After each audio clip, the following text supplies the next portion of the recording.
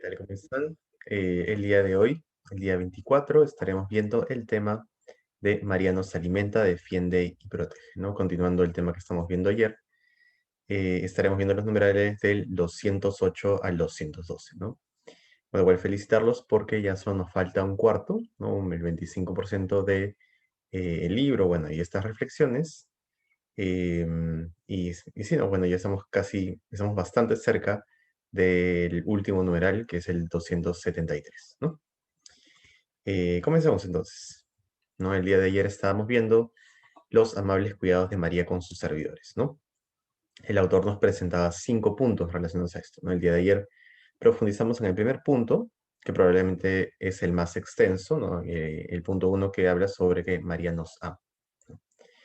Y bueno, nos presentaba, ¿no? Que ella espía por nosotros, ¿no? Y qué consecuencias tiene que ella nos haga, ¿no? En el día de hoy vamos a hablar sobre los puntos 2, 3, 4 y 5 y profundizar brevemente en cada uno de ellos, ¿no? Comencemos con el primer punto. María nos alimenta, ¿no? Es la respuesta de generosidad de María frente a aquellos que deciden tomar la consagración, ¿no? Particularmente esta perfecta consagración en la cual incluso consagramos nuestros méritos, ¿no? Nos comenta así el autor. El segundo deber de caridad que la Santísima Virgen ejerce con sus fieles servidores es el de proporcionarles todo lo necesario para el cuerpo y el alma, ¿no? Entonces va en línea también con algunos puntos que vimos ayer sobre que María nos ama, o que nos ama y nos responde de manera particular al habernos consagrado a ella, ¿no? Eh, va en esta misma línea, ¿no? Igual recordar que no es que María nos ame, nos alimenta, etcétera, y al resto no, sino que más bien en la medida en la que nosotros hemos querido consagrarnos y ser más generosos con María que el resto de personas, ella también corresponde con mayor generosidad, ¿no? En ese sentido, ¿no? Dios siempre cuida de nosotros y nos deja beber, digamos, ¿no? Nos provee de su divina providencia, ¿no? De todo lo necesario para el cuerpo y el alma, es decir, bienes exteriores y bienes interiores, ¿no? Bienes terrenales y bienes orientados a la vida eterna, ¿no? Esta consagración nos da una razón más a través de María de manera particular para tener fe en la divina providencia, ¿no? Y para saber también, ¿no? Pues en el plano, en el orden espiritual, en el orden de la gracia, de que ella verdaderamente provee, ¿no? Y también, como decíamos el día de ayer, em, provee incluso de una forma por encima de lo que inicialmente Dios podría proveer. ¿En qué sentido, no? Digamos, em, Dios podría proveer de algunas pruebas adicionales que María nos guarda de ellas, ¿no? O podría también María alcanzarnos gracias adicionales que sin ella no tendríamos, ¿no? Porque ella nos lo alcanza con sus propios méritos, méritos que nosotros sin ella no podríamos ofrecer, ¿no? Continúa el autor, siendo ella la tesorera y dispensadora de los dones y gracias del Altísimo, da gran porción y la mejor de todas para alimentar y sustentar a sus hijos y servidores, ¿no? Y bueno, esto va en la misma línea, ¿no? Es este sentido de dar lo mejor, ¿no?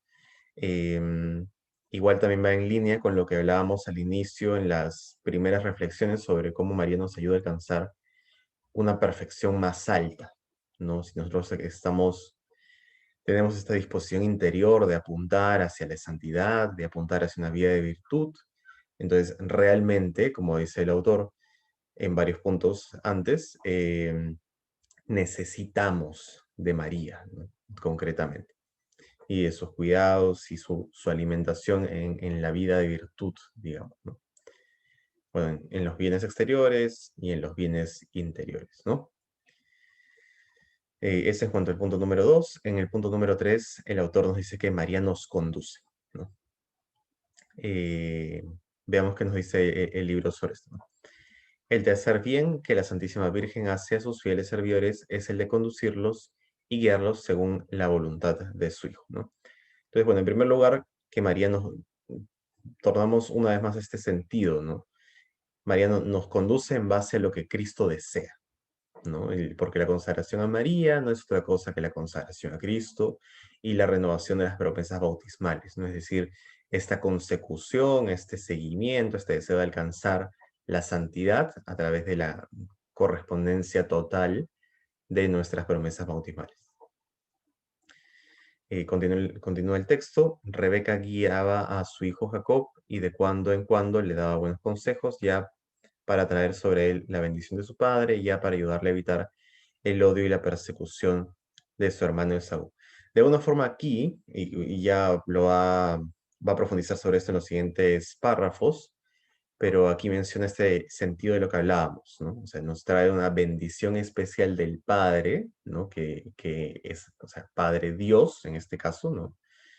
Y nos evita el odio y la persecución, o las consecuencias del odio y la persecución de los Esaús, ¿no? De los réprobos, de aquellos que no van en línea o que no quieren vivir en línea con la enseñanza de Cristo, ¿no? Con esta obediencia también a María o a Cristo a través de María. Les hace evitar los pasos peligrosos, los sostiene cuando están a punto de caer, los levanta cuando han caído, los reprende como madre cariñosa cuando yerran y aún a veces los castiga amorosamente. Podrá extraviarse en el camino de la eternidad un hijo obediente a María, quien por sí misma le alimenta y es guía esclarecida. Entonces, bueno, acá hay varios puntos, ¿no? Comenzar por el último.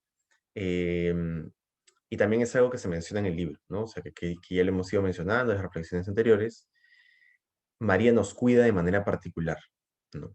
En ese sentido, eso no es solo una realidad afectiva, sino efectiva, ¿no? Eso quiere decir que por medio de esta consagración también eh, nos aseguramos en mayor medida la probabilidad de llegar al cielo.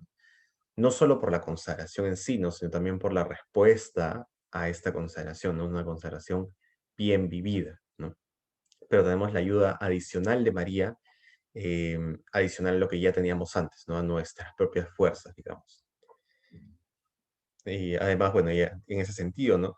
Nos hace evitar pasos peligrosos, es decir, nos guarda de la tentación, nos guarda de la posibilidad de caer en pecado, ¿no? Por medio de la gracia, ¿no? O sea, nosotros lo hacemos por medio de la voluntad, ella por medio de la gracia. Nos sostiene cuando vamos a caer en el mismo sentido, nos levanta cuando hemos caído, es decir, también en este espíritu, ¿no? En esta gracia, ¿no? Nos anima en el plano espiritual y nos reprende cuando erramos, ¿no? Este también es un punto valioso, ¿no? Porque nos ayuda por medio, igual, por medio de la gracia, a entender en qué hemos errado, a alcanzar humildad para aceptar nuestros errores, en ese sentido también, hacer una mejor confesión, ¿no? Comprender mejor en qué hemos fallado. Siguiéndola, dice San Bernardo, no te extravías. No temas, pues, ningún verdadero hijo de María será engañado por el espíritu maligno ni caerá en herejía formal. Donde María es la conductora, no entran ni el espíritu maligno con sus ilusiones, ni los herejes con sus sofismas. Si ella te sostiene, no caerás. Aquí dos consecuencias, ¿no? La primera, que también es un punto que hemos hablado antes, ¿no? El- la devoción a María bien vivida nos alcanza esta gracia para saber de que nuestros discernimientos van en mayor medida alineados a la mayor gloria de Dios, ¿no? Una mayor certeza, ¿no? Entonces nos alcanza mayor claridad, un mejor discernimiento, un mejor entendimiento de lo que Dios quiere, ¿no? Y también está este sentido de ser salvados del engaño del mal espíritu, ¿no? Del demonio, digamos, ¿no? Y de su influencia en cuanto a las tentaciones en el plano espiritual, ¿no? Entonces también aquí se refiere a aquellas oportunidades en las cuales el demonio presenta ciertas realidades como buenas, porque en principio pueden ser buenas, pero que en el fondo son malas, ¿no? Por ejemplo, ¿no? Ayudar en la parroquia. ¿Es una realidad buena? Sí, ¿no? Pero de repente dedicar un exceso de horas y dejar de lado mi necesidad de acompañar a mi familia, mi necesidad de trabajar adecuadamente, si es que yo trabajo, ¿no? Y así, etcétera, cumplir con otras obligaciones, ¿no? O sea, por cumplir de sobremanera una, abandonar el resto, eso no es virtud, ¿no? Entonces el demonio nos podría plantear esta posibilidad, ¿no? Con un bien que es bueno, pero vivido de manera desordenada se convierte en malo, ¿no? Entonces, eh, María, por medio de la gracia, también nos ayuda a entender en qué ocasiones caemos en realidades de este tipo, ¿no? En esta clase de excesos de virtud, entre comillas, que en el fondo es una forma de desorden interior, ¿no? Punto número 4, María nos defiende y protege. El cuarto servicio de la Santísima Virgen ofrece a sus hijos fieles servidores es defenderlos y protegerlos contra sus enemigos, ¿no? Aquí, de hecho, entendemos que sí es una realidad en el orden de la gracia, o sea, de las tentaciones, pero también en el orden de lo terrenal, ¿no? O sea, de realidades peligrosas en la vida terrena, ¿no? En la vida exterior también. Madre cariñosa de los predestinados, ¿no? De los elegidos, los esconde bajo las alas de su protección como una gallina sus polluelos. Dialoga con ellos, desciende hasta ellos, condesciende con todas sus debilidades para defenderlos del gavilán y del buitre. Los rodea y acompaña como ejército en orden de batalla. Entonces, bueno, primero que María entiende nuestras debilidades, ¿no? Dios también, de hecho, Dios también entiende nuestras debilidades y provee en base a ellas, ¿no? Pero de alguna forma María cumple este rol propio de madre, ¿no? Porque además Dios nos ha dado a María. Entonces, Dios quiere igual, ¿no? Que como ya hemos visto antes, que la acojamos como nuestra madre, ¿no? Em, y que la tengamos como un apoyo particular en ese sentido. Entonces, tenerla a ella para que nos ayude también a entender mejor nuestras debilidades, cuáles son, dónde están, ¿no? Aceptarlas y trabajarlas, ¿no? Y dejar que también ella nos apoye, esto sí en el orden de la gracia, em, sobre estas debilidades que hemos encontrado y que ella nos ayuda a entender y que de alguna forma nos revela por medio de la gracia de Dios, ¿no? Y también, bueno, esta defensa frente a realidades que superan nuestra fortaleza o nuestras debilidades, ¿no? Ya en el plano exterior, ¿no? En la lucha, tanto en la lucha, digamos, contra la tentación, como en la lucha en realidades del orden de Dios, pero que son externas, ¿no? Por ejemplo, la evangelización, ¿no? Es una realidad externa, no es una realidad práctica, terrenal del mundo, pero que necesita de ciertas fortalezas interiores, ¿no? Como una forma de sabiduría, saber cómo hablar, saber qué plantear, qué decir, qué es lo que el otro necesita escuchar, etcétera. Entonces, con estas realidades también nos ayuda María, ¿no? Y así otras empresas de Dios en el mundo, ¿no? Que finalmente se orientan al bien común, ¿no? En base a lo que nos enseña la doctrina social de la Iglesia. Continúa el texto. ¿Temerá acaso a sus enemigos quien está defendido por un ejército bien ordenado de 100.000 hombres? Pues bien, un fiel servidor de María, rodeado por su protección y poder imperial, tiene aún menos por qué temer. Esta bondadosa madre y poderosa princesa celestial enviará legiones de millones de ángeles para socorrer a uno de sus hijos antes de que pueda decirse que un fiel servidor de María, que puso en ella su confianza, haya sucumbido a la malicia, número y fuerza de sus enemigos, ¿no? Entonces acá también, ¿no? Un par de puntos importantes. Primero, es este sentido de poner en ella nuestra confianza. O sea, no es una correspondencia a la fe, ¿no? A la fe en María, que proviene por naturaleza de nuestra fe en Dios, ¿no? Esta fe en María tiene consecuencias, ¿no? O sea, si yo verdaderamente creo que ella me protege y me defiende, o sea, es como si uno confiase en su padre, en su madre, en su esposa, en su esposo, ¿no? En el cuidado de uno de ellos, ¿no? En el orden natural de la vida, digamos, ¿no? Entonces, en la medida en la que yo confío en que ellos estarán ahí y se los hago saber, probablemente también ellos correspondan en mejor medida, ¿no? O sea, porque ellos saben que tienen ese rol, ¿no? Entonces, de la misma forma, si yo establezco que tengo fe en ella, ¿no? Y se lo digo en oración y le agradezco por su protección y tengo mi corazón eh, orientado a esto, a esta realidad, entonces ella también me protege verdaderamente, ¿no? Porque no puede fallar en el plano del amor. O sea, si yo confío en que ella amorosamente me defenderá, ella no puede permitirse a sí misma fallarnos, ¿no? Y en segundo punto, ese sentido de no tener miedo, ¿no? Que ya es una realidad que proviene de Dios mismo, ¿no? O sea, esta frase, no tengan miedo, no teman, ¿no? Es una frase que está, no recuerdo ahora, pero en la Biblia se menciona creo que más de 100 veces, ¿no? A lo largo de diferentes escritos y solo en los evangelios está seguro que más de 30 veces, ¿no? Entonces es lo propio de aquel que tiene fe en Dios y fe en María, no tener miedo, ¿no?